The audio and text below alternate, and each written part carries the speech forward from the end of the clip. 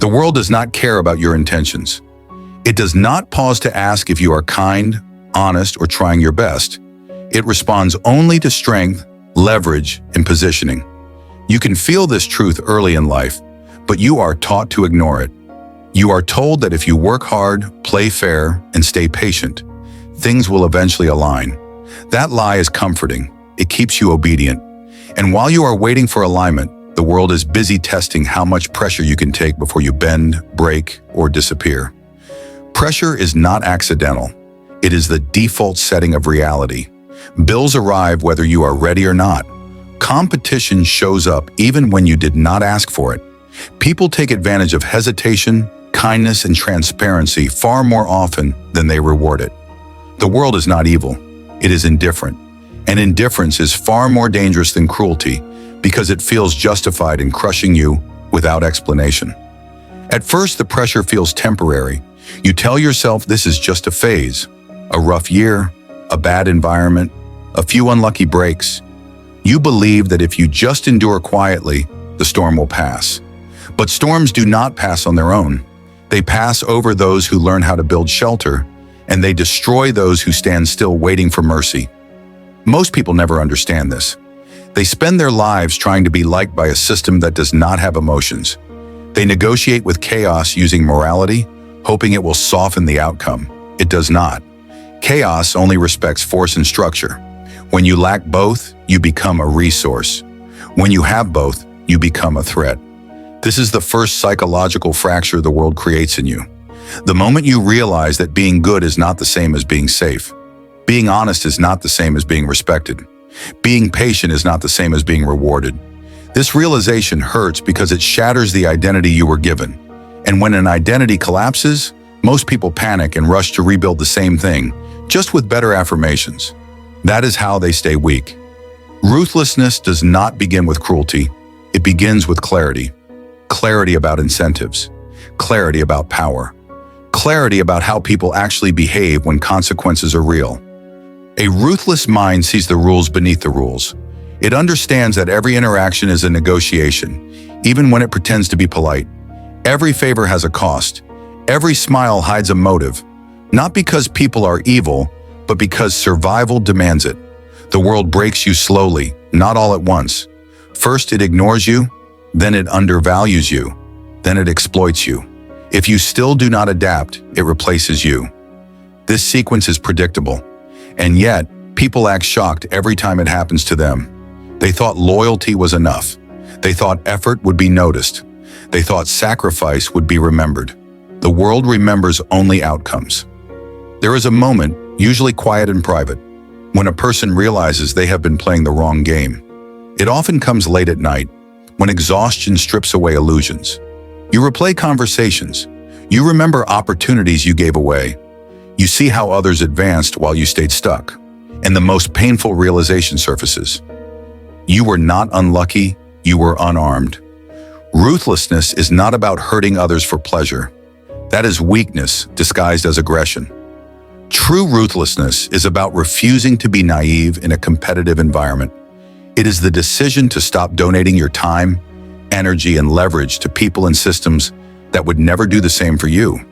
It is the discipline to act in your own long-term interest, even when it makes you uncomfortable, misunderstood, or temporarily disliked. Human psychology is predictable under pressure. When resources are scarce, people prioritize themselves. When status is threatened, they protect their image. When power shifts, alliances shift with it. A ruthless individual does not resent this. They anticipate it. They do not ask how things should be. They ask how things are, then position accordingly. The most dangerous belief you can hold is that the world will eventually reward you for enduring pain quietly.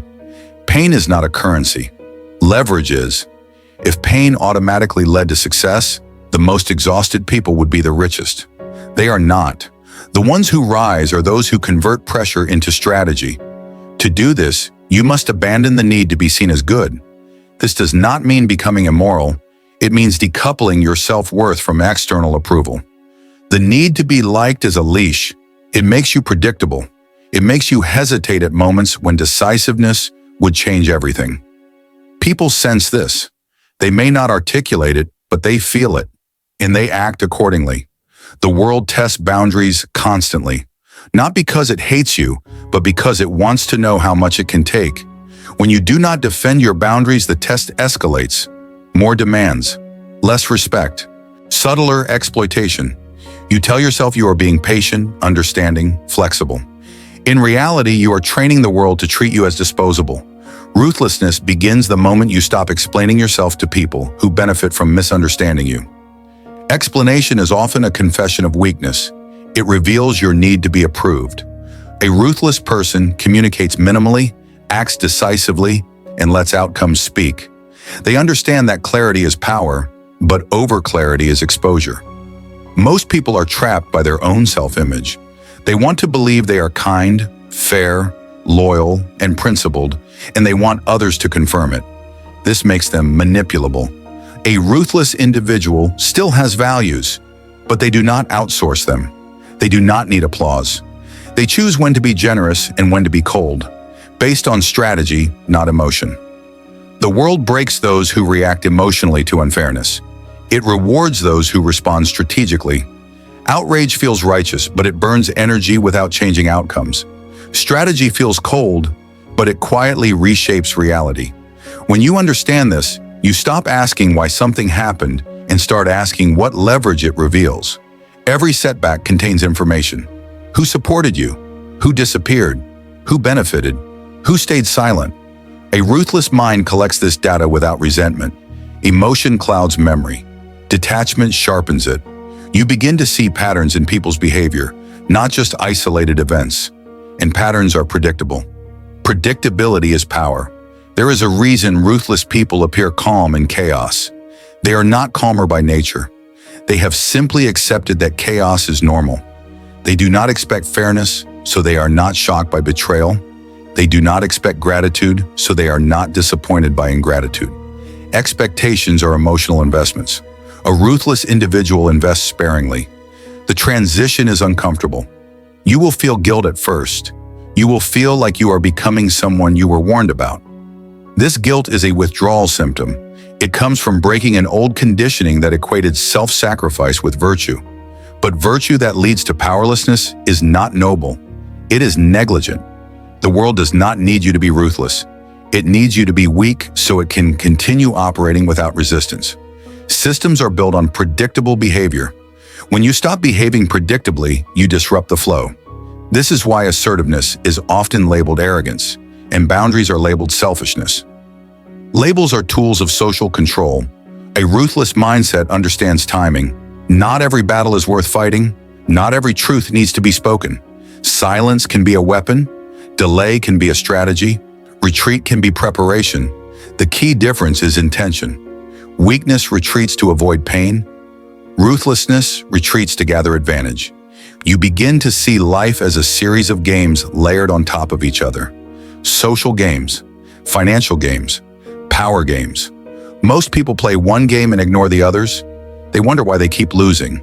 A ruthless individual studies all of them and chooses where to invest effort. They do not confuse morality with strategy. The world breaks people who believe effort alone is enough. Effort without direction is exhaustion. Effort without leverage is exploitation. Ruthlessness demands that you ask uncomfortable questions. Who benefits from this? What do I gain? What am I risking? What happens if I say no? Most people never ask these questions because they fear the answers. There is a quiet strength that comes from being willing to walk away. Desperation repels respect. Options create it. When you are willing to lose something, you gain power over it. This is why the world favors those who appear unattached. Attachment makes you negotiate against yourself. Ruthlessness is not loud. It does not announce itself. It does not posture. It does not threaten unnecessarily.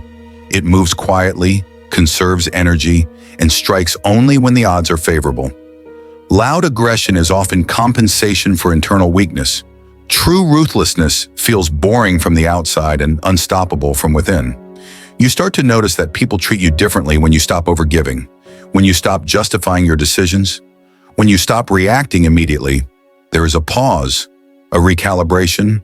Some will respect it, others will resent it. Both reactions are useful. Respect reveals allies. Resentment reveals threats. The world will try to pull you back into old patterns. It will test your new boundaries. It will accuse you of changing. You have changed. That is the point. Growth is threatening to systems that relied on your compliance. Do not argue with the accusation. Wear it. Let it settle. Ruthlessness requires self-control above all else. Not the suppression of emotion, but mastery over it. You still feel anger, fear, desire, empathy. You simply decide when they get to drive. Most people are passengers in their own psychology. A ruthless person takes the wheel. The irony is that when you stop trying to be good, you often become more effective, more respected, and more free. Not because goodness is bad, but because effectiveness is respected. Freedom is earned through leverage, and leverage is built through decisions that prioritize reality over fantasy. This is where the world stops breaking you and starts negotiating with you. Not because it suddenly cares, but because you are no longer an easy target. You have structure, you have boundaries, you have strategy. You are no longer asking to be spared. You are positioning to win, and once you see this, you cannot unsee it. The old world collapses. The old rules lose their authority. You realize that most suffering is not caused by cruelty, but by ignorance of how power works. Ruthlessness is simply the refusal to stay ignorant. The transformation is not instant. It is gradual, layered, and often lonely. You will outgrow environments. You will disappoint people who benefited from the old you. You will question yourself. That is normal. Weakness feels familiar. Strength feels foreign at first, but the world responds differently when you stop pleading with it and start structuring your life around leverage, not hope. This is the shift. This is the fracture point. This is where survival turns into dominance and endurance turns into control. And this is only the beginning. Once you cross that internal line, there is no going back to innocence. You can pretend, you can perform softness, you can play polite, but you are no longer blind. You see how outcomes are shaped long before results appear. You notice who speaks with authority and who seeks permission. You sense when a situation is engineered to extract from you rather than reward you. This awareness is irreversible, and it changes the way you move through the world. Ruthlessness deepens when you realize that most people are not malicious, just opportunistic. They take what is available. If you make yourself available without cost, you will be taken from. If you make access to you expensive, selective, and conditional, behavior changes instantly. This is not theory. It is observable reality. People respect what they have to work for, not what is freely given. The world breaks people who confuse empathy with obligation. You can understand someone's pain without volunteering to carry it. You can acknowledge injustice without sacrificing your position. A ruthless mind knows the difference. It does not rush to rescue at the expense of its own stability. It knows that a drowning person cannot save another drowning person. Power dynamics exist whether you acknowledge them or not. Pretending they do not exist does not make you virtuous, it makes you vulnerable. Every room has a hierarchy. Every group has an unspoken leader. Every decision has a beneficiary. A ruthless individual enters spaces looking for structure, not validation. They observe first. They speak last. They reveal little. One of the most important shifts is learning to delay emotional gratification. Most people sabotage themselves because they want relief now. They want to speak their truth immediately. They want to be understood instantly. They want justice in real time. The world exploits this impatience. Ruthlessness teaches you to wait, to let situations unfold, to allow others to expose themselves through repetition. Silence becomes a tool, not passive silence, but intentional silence. When you stop filling space with explanations, others fill it for you, with assumptions, projections, and mistakes. This gives you information. Information is leverage. The person who speaks the least often controls the frame. The world breaks people who chase fairness instead of advantage. Fairness is abstract. Advantage is concrete. While others argue about what should happen, ruthless individuals are already positioning for what will happen. They understand that moral victories without leverage are consolation prizes. You begin to treat your time differently. Time is the only resource that cannot be recovered, and yet most people give it away to prove loyalty, kindness, or worth. A ruthless individual guards their time aggressively, not because they are selfish, but because time invested poorly compounds into regret. Relationships change when you become ruthless. Some connections dissolve quietly. Others become transactional. A few deepen with mutual respect. This sorting process is unavoidable. When you stop overgiving, those who were only there for access disappear. This feels like loss at first, but it is actually clarity. The world rewards those who can make hard decisions quickly. Indecision signals weakness. It invites pressure. It encourages others to decide for you. Ruthlessness is the willingness to choose, accept consequences, and move forward without self-pity. Regret is minimized when decisions are made consciously, not reactively. You stop trying to convince people of your value. Convincing is a low-status behavior. Value is demonstrated, not argued. When you walk away from situations that underpay, disrespect, or drain you, you communicate worth more loudly than words ever could. Fear does not disappear. It becomes a signal rather than a master. Fear tells you where growth, risk, and leverage are hiding. Most people run from fear and stay small. Ruthless individuals step toward fear strategically, not recklessly, but deliberately. The world breaks people who personalize everything. Not every setback is an attack. Not every rejection is a judgment. Often it is simply positioning. A ruthless mind separates ego from outcome. This allows you to adjust without spiraling. You begin to understand that morality without power is fragile. It collapses under pressure. Power without morality is dangerous, but morality without power is irrelevant. Ruthlessness sits in the middle. It gives you the capacity to choose when to be kind, when to be firm, and when to be silent. Consistency becomes more important than intensity. Anyone can act strong for a moment. Ruthlessness is sustained discipline. It is waking up and making aligned decisions, even when motivation is gone. It is boring. It is repetitive. And that is why it works. The world respects those who respect themselves first. Self-respect is not confidence theater. It is behavior. It is leaving when disrespected. It is charging appropriately. It is saying no without explanation. It is not chasing closure. You stop needing villains. Blame fades. Responsibility increases. This is not because the world suddenly became fair, but because blaming does not produce leverage. Responsibility does. When you own your position, you gain the power to change it. Ruthlessness sharpens your awareness of trade-offs. Every yes costs you something else. Every opportunity has an opportunity cost. Weak minds avoid this truth. Ruthless minds calculate it constantly. You begin to see that comfort is often a trap. Systems keep you comfortable enough not to rebel, but uncomfortable enough not to thrive. Ruthlessness means being willing to disrupt your own comfort before the world does it for you. There is a loneliness to this path. You cannot explain it to everyone. You will be misunderstood by those who still believe in simple narratives. Do not waste energy correcting them. Let results do the talking. The world stops breaking you when it realizes resistance is costly. When interactions with you require clarity, respect, and fairness, exploitation moves elsewhere. Predators seek easy prey. Ruthlessness removes the invitation. You no longer ask for permission to take your life seriously. You stop waiting for external validation to move.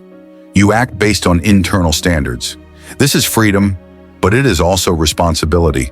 There is no one left to blame. In the end, ruthlessness is not about domination. It is about sovereignty. It is about owning your choices, your boundaries, and your future in a world that will happily take them from you if you let it. The world will still test you, it always does, but it will test you differently now, not to see how much you can endure, but to see how much you understand. And when that happens, you are no longer something to be broken. You are something to be negotiated with.